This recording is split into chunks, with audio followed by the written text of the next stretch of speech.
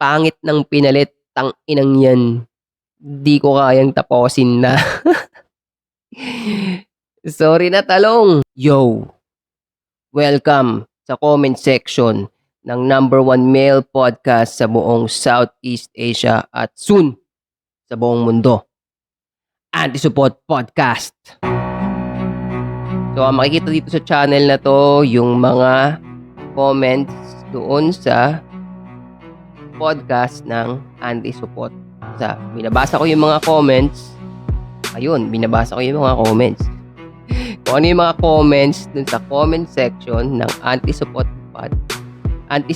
Podcast, yon ang content dito. Yan, so usapang anti-support.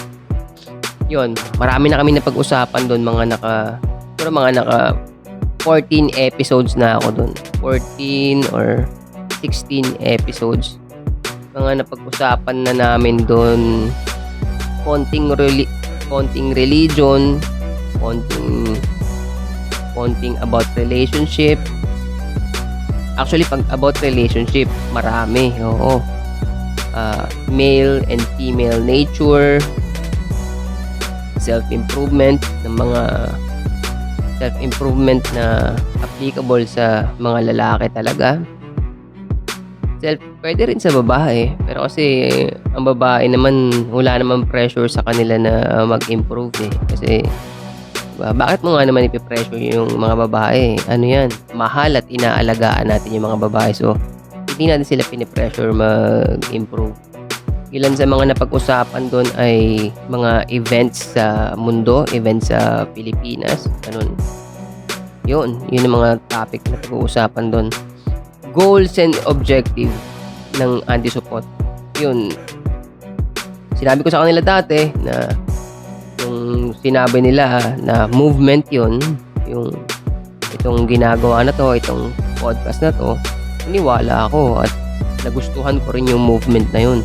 Gusto ko yung purpose na yun. Kasi yung pangalan pa lang anti-support. Kasi nung nabasa ko yung anti-support, wow, ang ganda nun ah. Kung maraming batang Pilipino ang matutulungan para lumabas sa pagkasupot, mas magiging maganda ang promise ng future para sa Pilipinas kapag ganun. Kaya sabi ko, wow, okay, gusto ko yun. So yan, kasama na ako dyan. Ang goal ay kapag bigay ng kaalaman sa mga bata o kahit matanda na nangangailangan, kaalaman para hindi sila maging supot hanggang sa pagtanda. Kasi hindi maganda maging supot hanggang sa pagtanda. Ang episode ng anti-support na babasahan ko ng comments ay yung episode na birhen na lalaki. Dito sa episode ng birhen na lalaki, merong nag-send ng message, may nagtatanong, yun parang 23 years old ata siya, 22 or 23 years old, pero first time niya palang magkakaroon ng girlfriend, if ever. Yung babaeng tinutukoy niya dito ay, kung tawagin ay ka-situationship niya, ganun. Yun ang relationship status nila nung babae, situationship at 23 years old.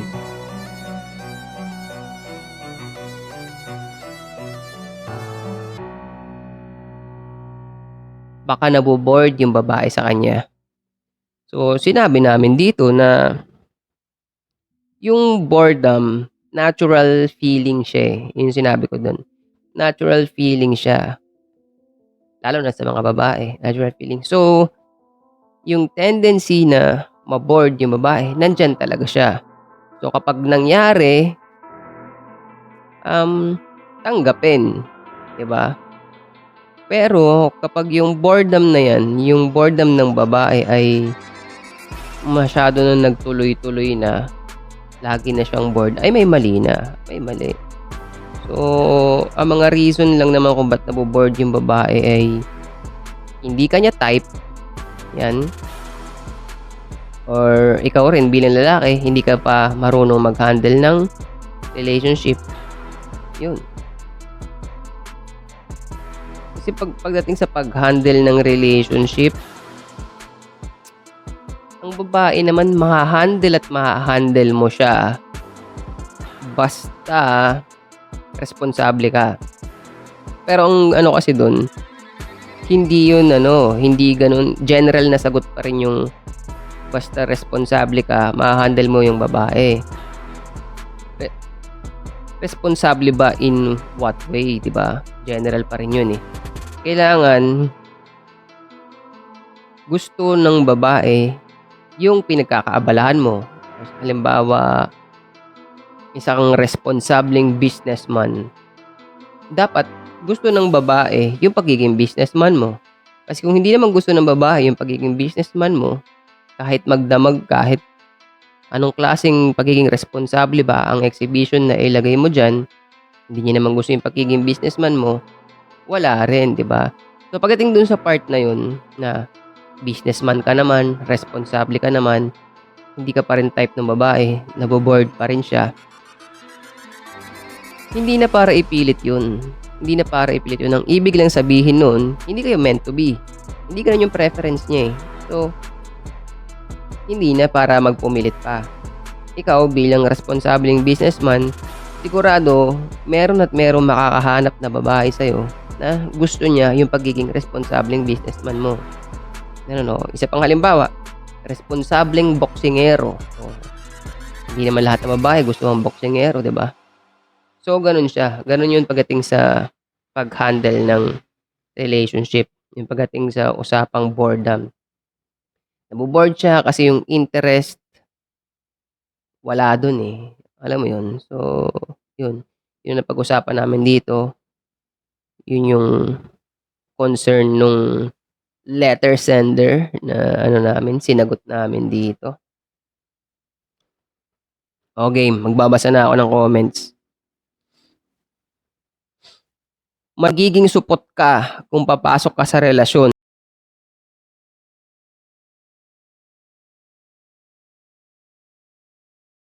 Sabi yan ni Nico Tagala Z6U.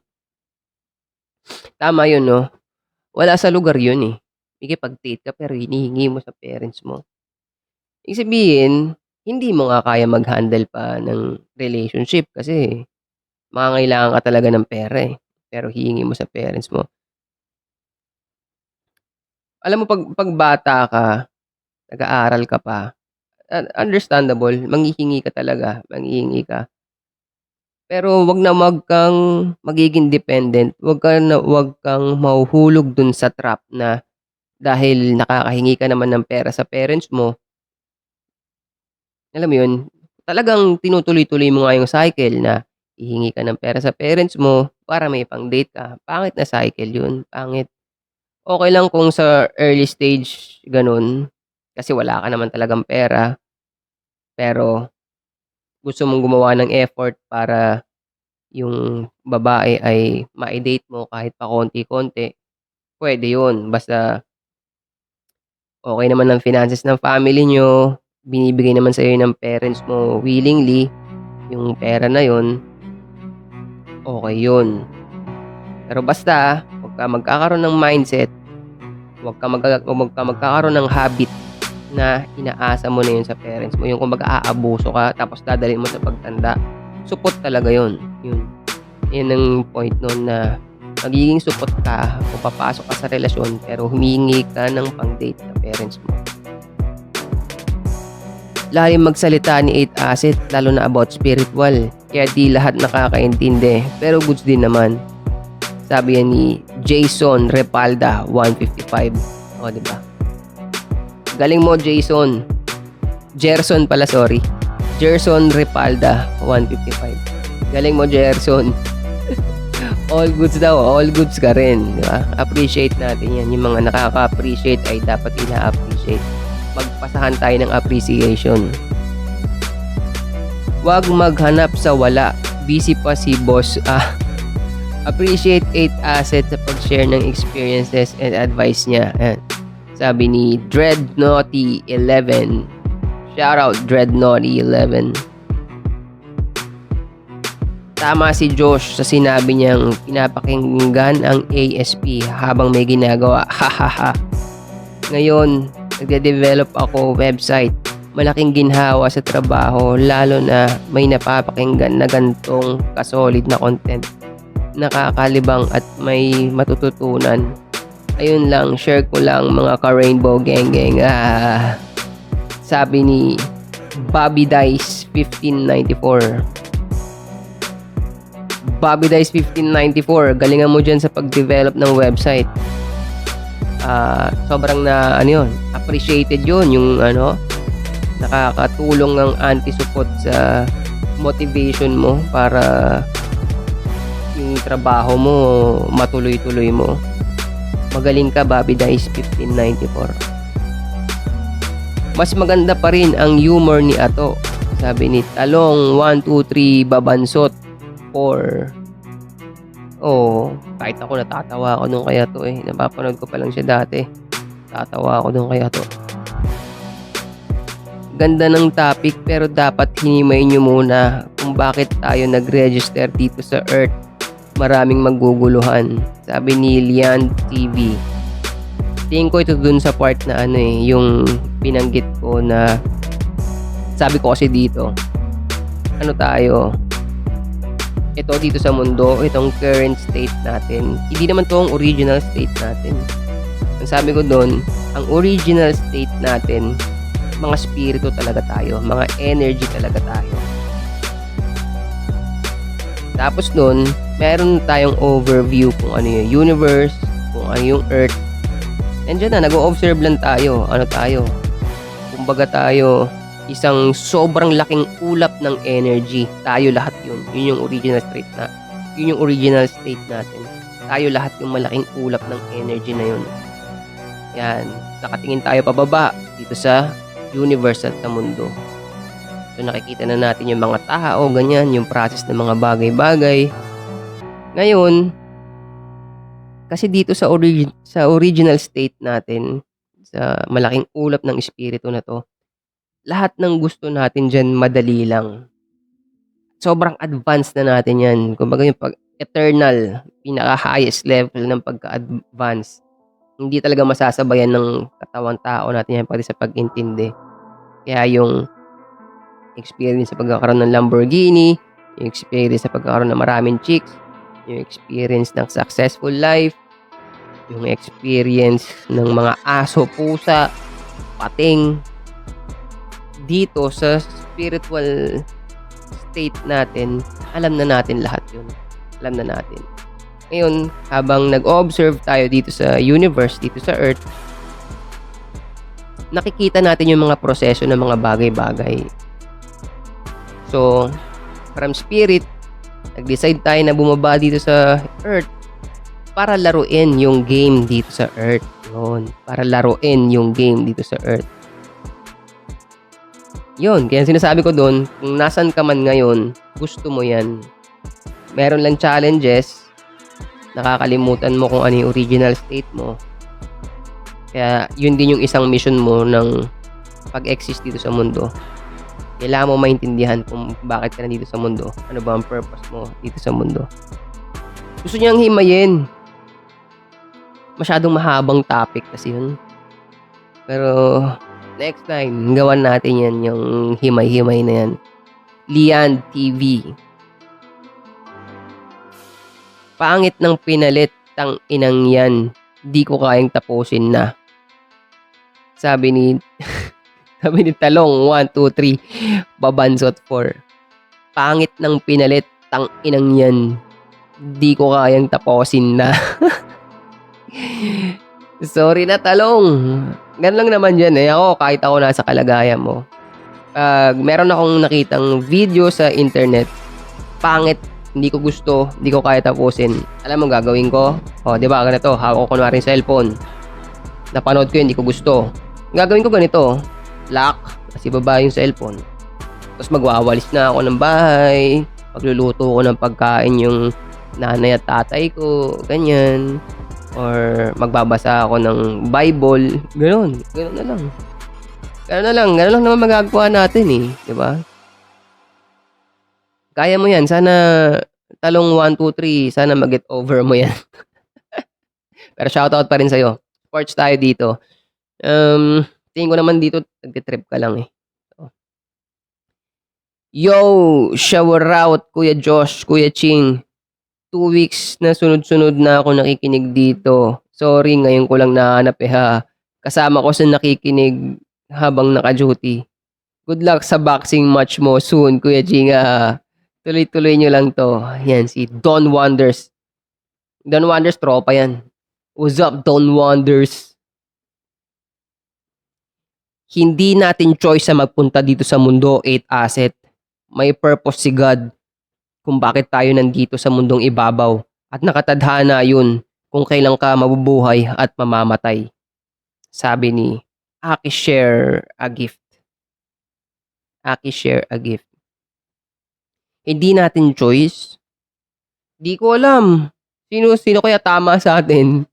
Kung ako ang posisyon ko, choice ko. Gusto ko na mapunta dito sa Earth.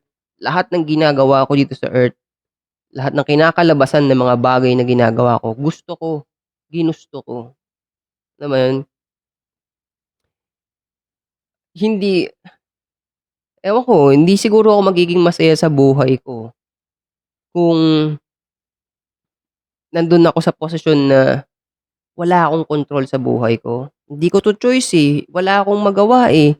Basta sinalang ako dito, eh. Hindi ko to choice. Basta nilagay na lang ako dito. Hindi ko naman alam kung gano'n yung meaning mo kasi actually kulang, eh. Kulang yung statement, eh. So, wala. Hindi ko rin mada-judge kung ano yung gusto mong palabasin dito. Aki Share a Gift. Pero ako, yun ang posisyon ko. Kaya ako nasasabi na choice ko kung bakit ako nandito sa mundo. Kasi gusto ko yung kinakalabasan ng buhay ko. Gusto ko yung mga nagiging outcome ng buhay ko. Ginugusto ko, tinatrabaho ko. So sa akin, choice ko mapunta dito. Comment ka lang ng comment, Akira Share a Gift, para eventually magkaintindihan tayo kung ano yung ibig mo sabihin. And highly encouraged yan. Constructive criticism. Nihilist yata si Boss 8 Asset, Sabi ni Arnold Lee YT. Arnold Lee. Alam mo pagdating dun sa yung pag-label sa sarili. Halimbawa kasi nagbo-boxing ako. Pero hindi naman matindi yung training ko sa pagbo-boxing. Hindi siya matindi. So alam mo yun, hindi ko siya kayang ipangalandakan sa mundo na boksingero kasi alam ko na yung training ko ay surface level lang naman. So yun, kaya mo nasabi siguro na nihilist kasi yun yung yung concept na pag ang paniniwala mo ay life is meaningless. Tapos rejecting yung ideas ng ibang religion. Yun, kaya nakakita ka ng similarity. Pero hindi ko ganyan kakabisado. Hindi ko kabisado yung pagiging nihilist. So, hindi ko yan ililabel sa sarili ko. Yun, ako, ganun ang posisyon ko sa maraming bagay, eh. Kapag yung isang idea, aminado ako sa sarili ko na hindi naman ako consistently practicing yung belief nung isang idea, hindi ko yun ililabel sa sarili ko kasi kulang pa. Pero yun, ayos yung comment mo, Arnold Lee YT. Ang bigat ni 8 Asset about dun sa sinabi niya na choice natin na pumunta dito sa Earth.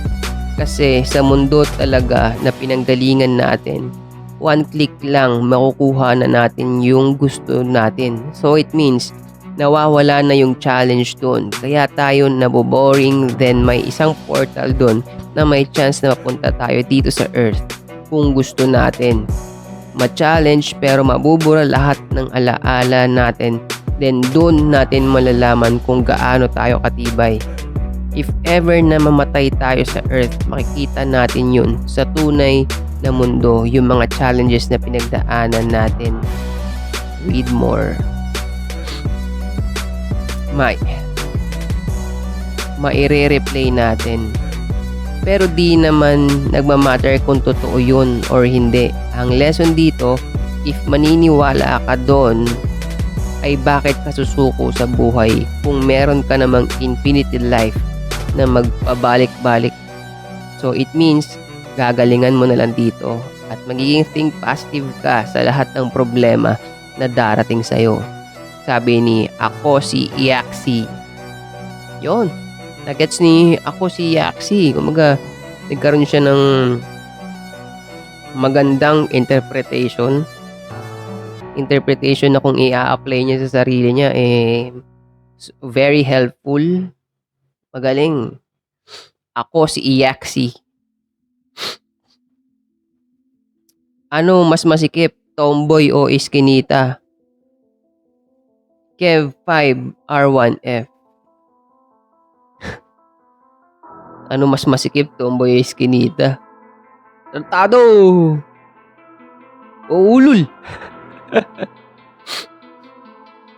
Iba pa din si Idol Ato kapag nandyan iba ang humors. Balik ka na, Idol Ato. Sabi ni Joey Sanchez. Sick B. Yung legendary, pinalitan ng kung sino man yang parang bata. Balik ka na sa crypto. Sabi ni Paula C. 2825. Yun, sinasabi niya. Ako yan eh. Yung legendary na pinalitan ko. Pinalitan daw ng parang bata. At parang bata? Parang bata. Ano ba ibig mo sabihin? Isip bata ako. Parang hindi naman ata. Isip bata ba ako?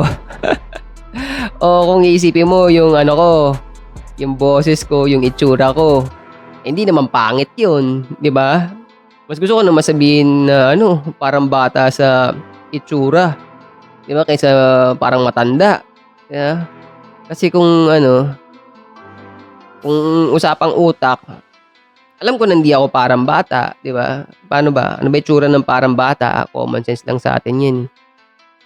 Pero kung yung boses ko, yung itsura ko, sabihin mo parang bata, di magta-thank you ako. Balik ka na sa crypto. Hindi ako umalis sa crypto, man. Hanggang ngayon. Pwede tayo mag-usap sa crypto. Kasi, sabi ko nga, karagdagang knowledge siya. Yung hindi ka pintasan yan kung tao kang may alam sa crypto. Hindi ka pintasan yun, bro. Pero shoutout pa rin sa'yo. Comment lang ng comment. Paula C. 2825. Pero ganun, i-advise ko pa rin to. Advice ko to para sa lahat ng tao. Kasi ako, hindi na ako tinatabla ng mga negative comment na walang yung mga negative comment na walang substance, yung talagang insulto lang, ganun. Hindi ako tatablan nun. Ngayon, kung naniniwala ka dun sa Newton's law na for every action, there's an equal and opposite reaction. Pag binatuhan mo ko ng negative comment na walang substance, hindi ako tatablan. Magbabounce back sa'yo yun. Totoo yun. Alam ko yun. Kasi matanda na ako eh. Kaya ngayon eh. Kaya hindi ako makumbinsi nito nag-comment na para akong bata. Hindi. Hindi mo makukumbinsi parang bata ako. Matanda na ako. So kaya alam ko yun. Pag bumato ka ng comment, na negative comment, walang substance, babalik sa'yo yun. Maapektuhan nun yung buhay mo. So wag. Okay lang bumato. Ako sa akin, batuhin mo ako ng negative comment. Pero lagyan mo ng substance. Ipaliwanag mo. Diba? Para magawan natin ng diba, mas magandang resolution. Kasi kung bibitaw ka ng mga negative comments, tapos hindi ko naman i-absorb, wala naman akong pakialam, alam mo nangyayari doon, babalik lang sa'yo yun, kakarmahin ka lang nun. Diba?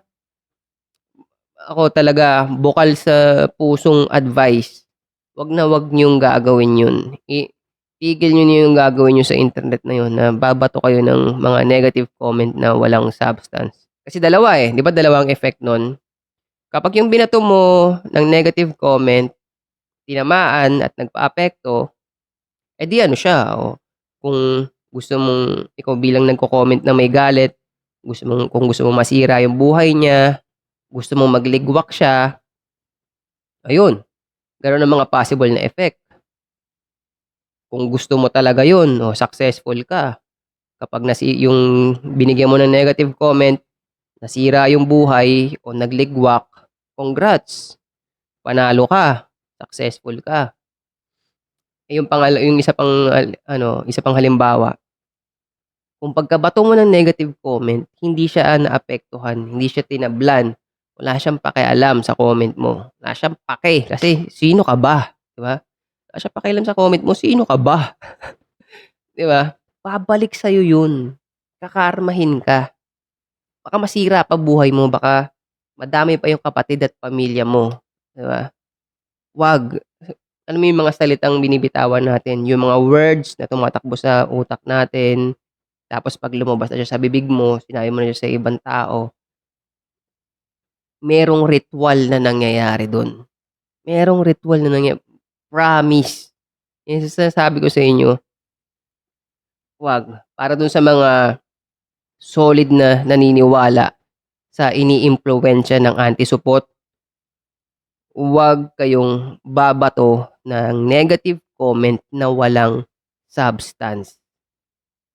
Kasi kapag walang pakialam yung binabatuhan mo, kakarmahin ka lang, ikaw ang lugi, 'di ba?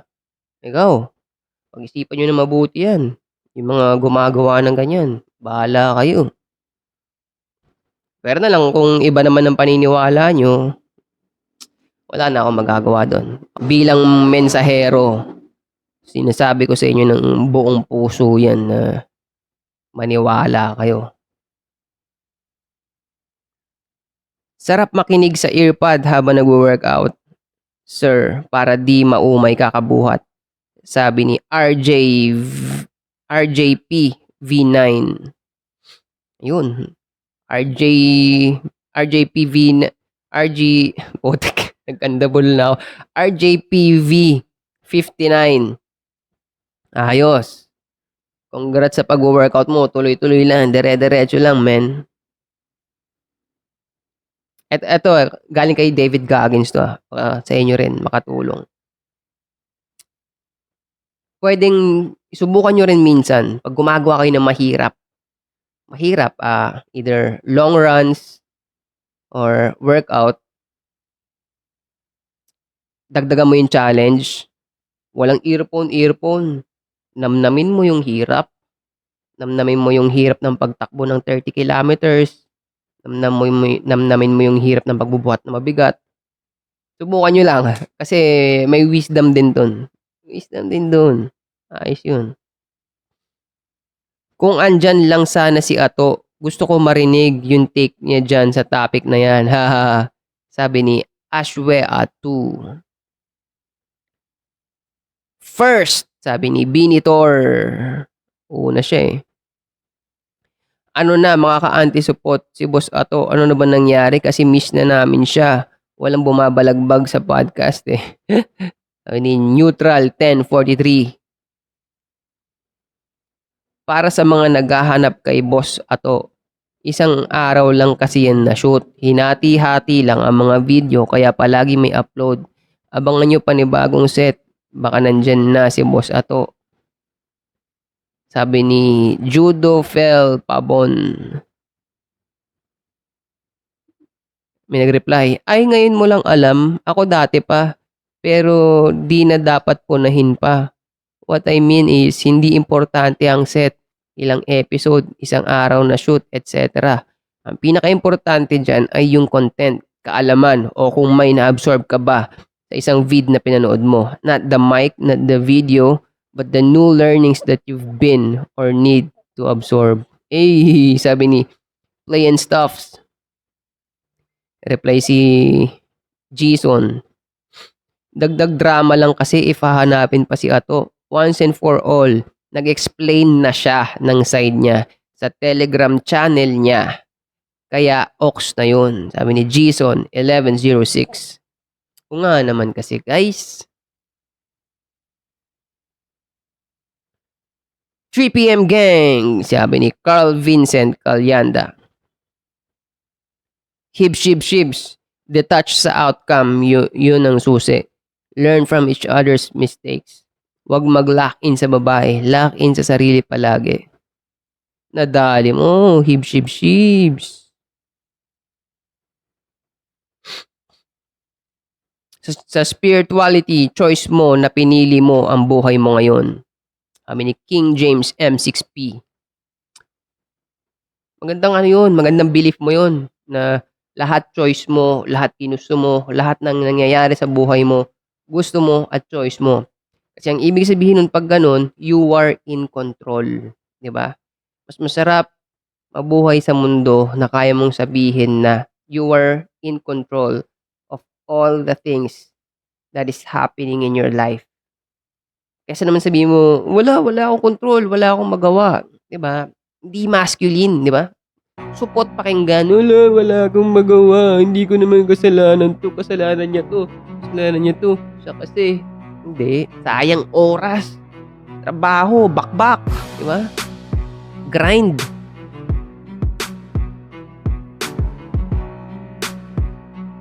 Tangina, lalani sa daw SpongeBob ang puta. Sabi ni Isoni Yap 7388. Natawa siya dun sa isang part niya. Nabanggit niya daw yung SpongeBob. Ba't andyan si Zaki? Sabi ni humihina nga lang. Nabaka ko ba si Zaki? Akala niya ako si Zaki.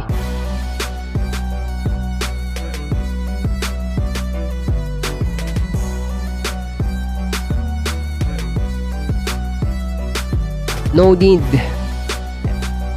need to share my body count at wala na ring sense para tanungin ko pa yung babae kasi most likely magsisinungaling lang din siya about sa accurate description. Kung marunong ka na lalaki, makikita mo sa galaw pa lang ng babae kung mataas ba ang body count niya. Every time na tinatanong ako ng babae, lagi kong sagot, I don't wanna share my actual body count kasi mostly naman ng tao nagsisinungaling pagdating sa ganitong topic.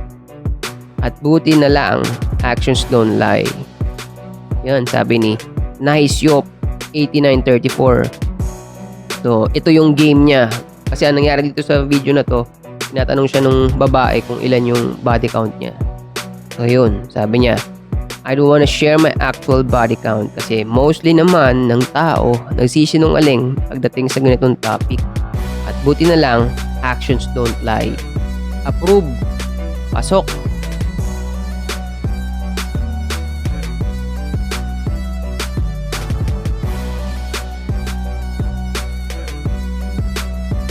Sino ba yung pinalit nyo? Pucha.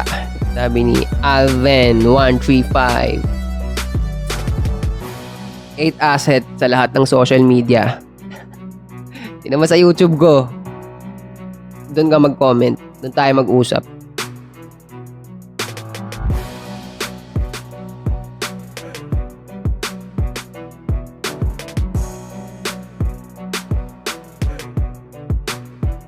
Boring magsalita nung pinalit. Akala mo batang nagkukwento. Sabi ni Toxic 4517. Batang nagkukwento. Buti naman akala lang, sabi.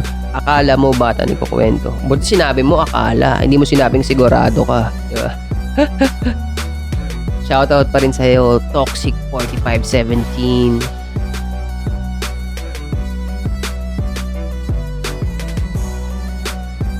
Nasaan na ba si Ato? Di maintindihan yung pinalit sa kanya. Ha. Parang bata nagkukwento. Sabi ni Ana Chris the Logalisco 123. Di maintindihan. Shoutout pa rin sa'yo, Ana Chris the Logalisco 123. Shoutout mga boss, sarap makinig habang nasa trabaho. 3 PM gang, sabi ni Juan Pedro Juan Pedro 0315. Shut up, Juan Pedro.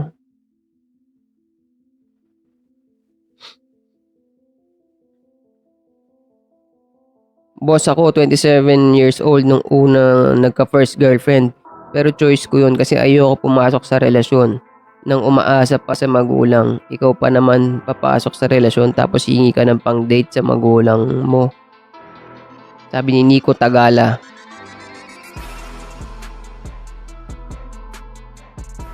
Sagutan sila dito.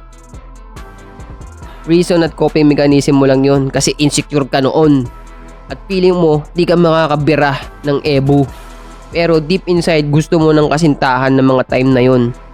Invite nyo ako sa podcast please, sabi ni Stana G. May nag-reply. Buti na lang ako di nanghihingi ng pera nung high school.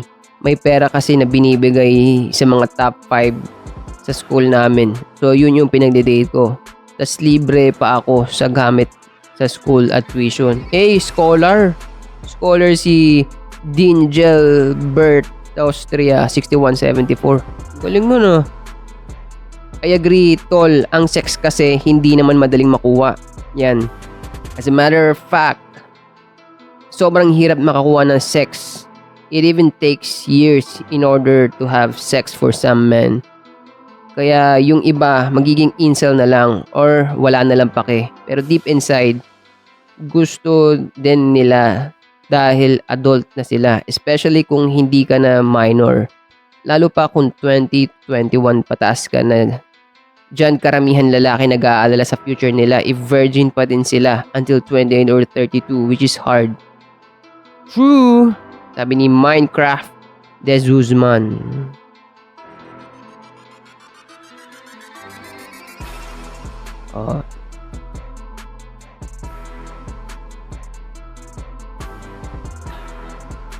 Sino ba yung isa na yung bago ang gulo magsalita? Parang siya lang nakakaintindi sa sinasabi niya.